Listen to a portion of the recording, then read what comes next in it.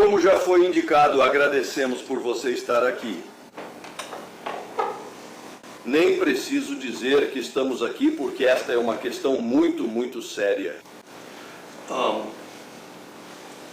A senhorita Davis está aqui, proclamando sua inocência neste caso. Como foi lido para você, esse crime supostamente ocorreu entre 15 de novembro de 2020 e 17 de novembro de 2020. Aqui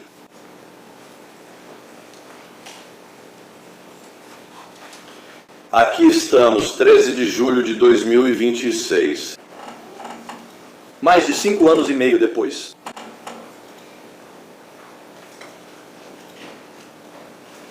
Como parte das nossas observações iniciais, devemos dizer o que esperamos que as provas mostrem.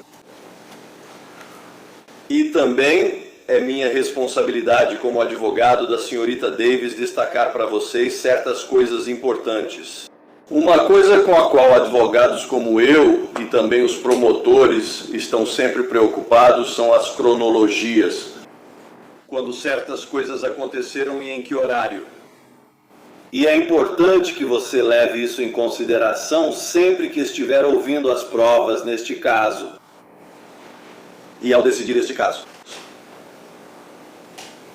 Ao final do caso, vocês terão uma cópia da denúncia que reflete todas essas acusações que foram mencionadas para vocês. Esta acusação foi apresentada pelo grande júri do condado de Houston em outubro, ou foi apresentada e registrada no cartório em 18 de outubro de 2023. Quase 3 anos depois. Então, a primeira coisa que vem à mente é, por que esperar 3 anos? Certo? E vocês verão que as evidências vão mostrar, neste caso, que essa criança morreu em 17 de novembro de 2020. Okay.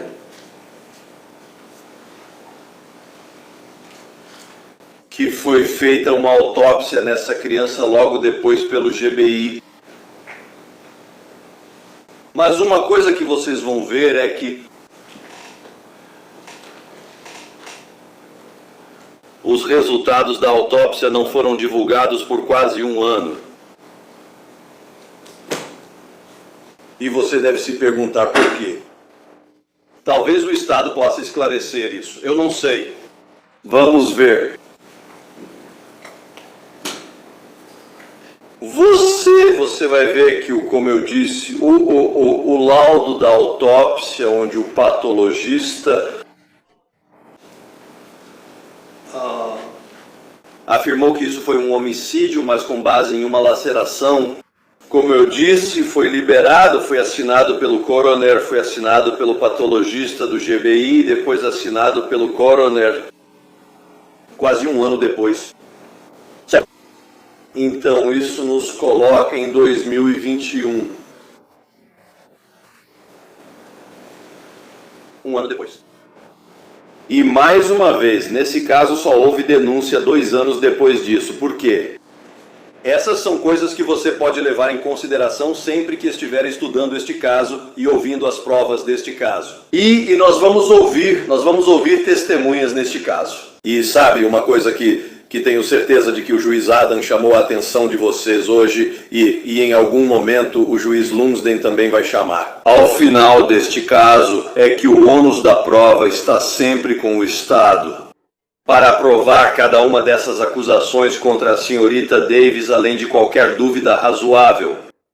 Em outras palavras, eles têm que provar cada elemento essencial de cada crime de que ela é acusada, além de qualquer dúvida razoável. A senhorita Davis não tem absolutamente nenhum ônus neste caso. Em outras palavras, ela pode sentar ali e não dizer nada. Vocês não podem usar isso contra ela. Ela pode testemunhar ou não, ainda não sabemos. Não sabemos o que o Estado apresentará.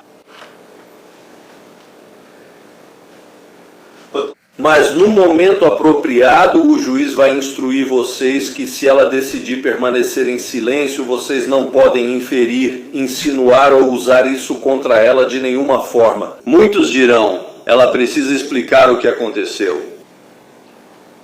Não, ela não precisa. Ela não é obrigada a isso. Não é responsabilidade dela. Ela não tem que provar para você que o filho único dela morreu porque ele caiu da cama ou bateu em uma mesa ou algo assim. Ou no guidão da bicicletinha dele, que eles vão mostrar uma foto dele na bicicleta. Ou que isso aconteceu em outro lugar, ou por quem isso foi feito. Sabe? Você pode levar em consideração o fato de que ela foi indiciada junto com o então namorado dela, Keon D. DeVoe Benton. Um dia o Sr. Benton testemunhará no tribunal. Ele vai ter que testemunhar. Agora, sabe, quero dizer, o Estado pode dar algum tipo de imunidade para ele, mas vamos ver como isso vai se desenrolar, que o namorado não está sentado ali com a gente, mas ele vai entrar e testemunhar contra ela. Vamos ver. Agora, como eu disse, vocês precisam considerar as provas apresentadas no Tribuna das Testemunhas.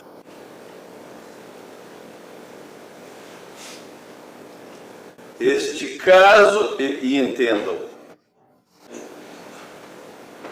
nos meus anos vindo aqui para atuar em julgamentos, e eu já julguei muitos casos de assassinato diante de bons jurados,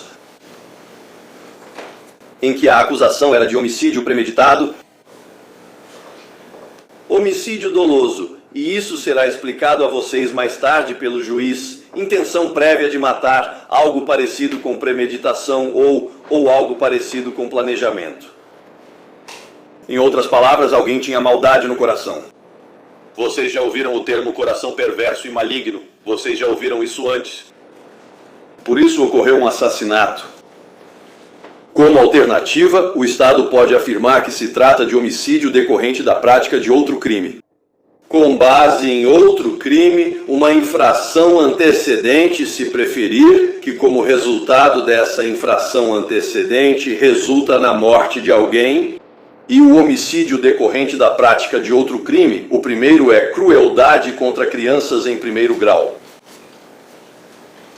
E a acusação, claro, diz que o bebê morreu, foi espancado com um objeto cuja natureza era desconhecida para o grande júri. Em outras palavras, eles não sabem como a criança morreu. Por quê? Por quais meios? Se foi por uma bola de boliche ou um taco de beisebol, seja o que for. Certo, isso é. Isso é para eles provarem e trazerem o patologista deles aqui para mostrar a vocês. Agora, alguns de vocês têm experiência médica, mas eles têm que apresentar, o Estado tem que apresentar provas para mostrar algum tipo de trauma contundente, por assim dizer. Você sabe, também há acusação de homicídio decorrente de agressão agravada. E eles não sabem como, mas estão dizendo que os ferimentos na criança foram resultado de uma agressão agravada ou do uso de algum tipo de arma. Você sabe, né? Eles têm que provar isso. Mas a diferença neste caso, eu sustento perante vocês, na minha experiência lidando com casos criminais, é o homicídio em segundo grau. Isso é diferente do que você geralmente ouve.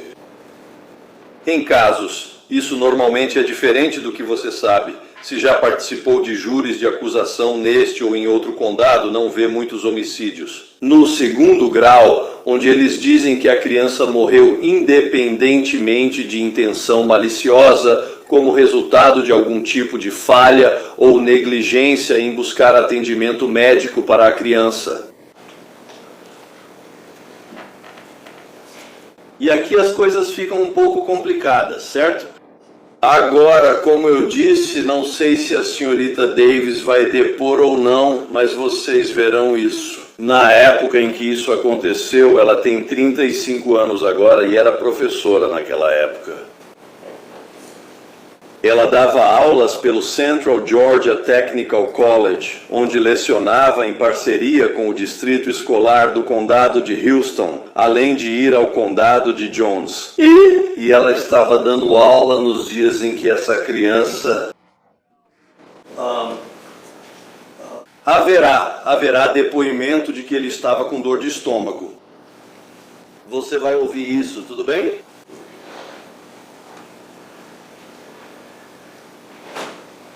Você também vai ouvir que essa criança, ele tinha 2 anos e 10 meses, Carter tinha, e que ele não tinha nenhuma semana de vida e já estava tendo problemas para respirar, asma e coisas desse tipo. E você vai ouvir, esperamos que você ouça das pessoas que estavam tratando ele nessa clínica pediátrica que eles o trataram, que ele foi hospitalizado, que ele sempre foi uma criança de saúde mais frágil, como as crianças às vezes costumam ser.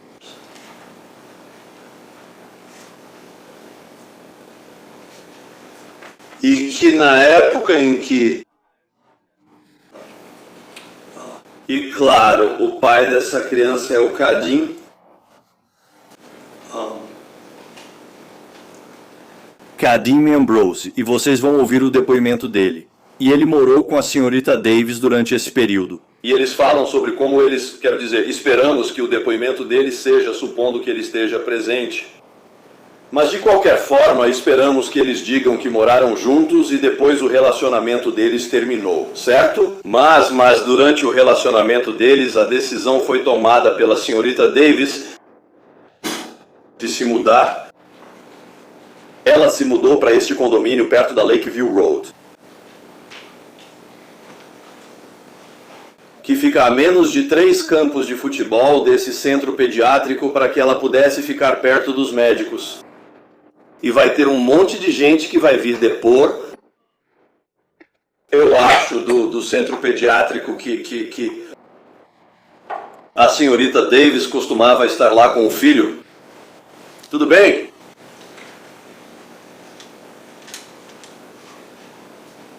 E claro, o Estado quer que você acredite que isso não significa nada, que ela se mudou para onde estava morando para ficar a menos de 300 jardas do consultório do médico caso houvesse problemas. Porque mais uma vez a criança na semana após o nascimento já estava no hospital e apresentou sinais de doença ou sintomas durante toda a sua curta vida.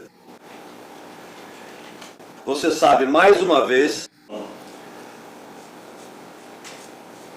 a responsabilidade é do Estado de provar todas essas acusações, todas as 7 acusações. Além de qualquer dúvida razoável. Vocês vão ouvir as provas e eu peço a vocês e agradeço por estarem aqui, porque, como eu disse, isso aconteceu há 5 anos e meio e a senhorita Davis tem esperado pacientemente para estar sentada naquela cadeira na frente de um júri de 12 pessoas, mais 2 suplentes, para mostrar a vocês, para demonstrar a vocês que ela não é culpada de nenhuma dessas acusações.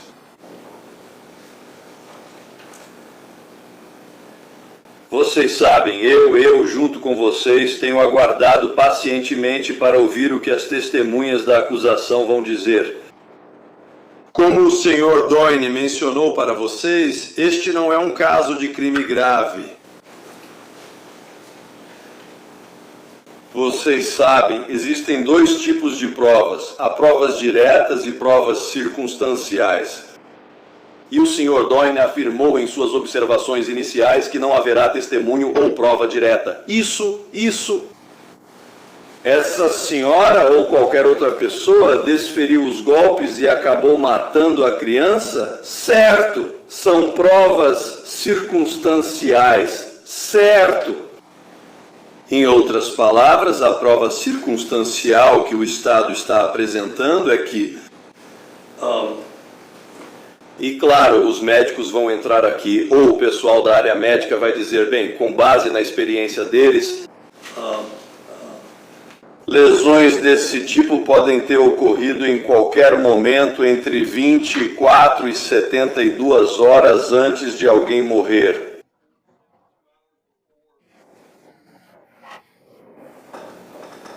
Não necessariamente. Certo?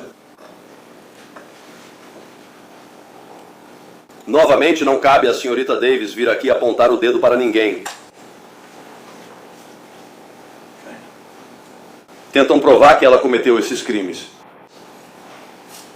Eu afirmo para vocês que ela não cometeu.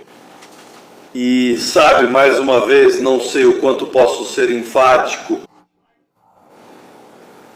para explicar para vocês a inocência dela. Não sei o quanto ela pode ser enfática para explicar a inocência dela. Esse é um dia que ela espera há muito tempo.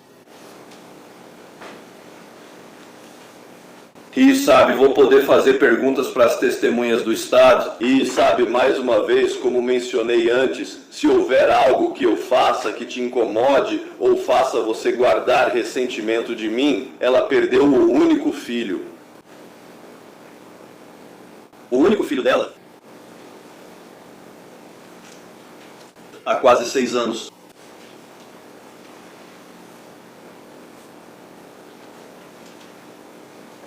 Ela não é culpada de nenhuma dessas acusações, pessoal. Não é culpada. Obrigado. De nada.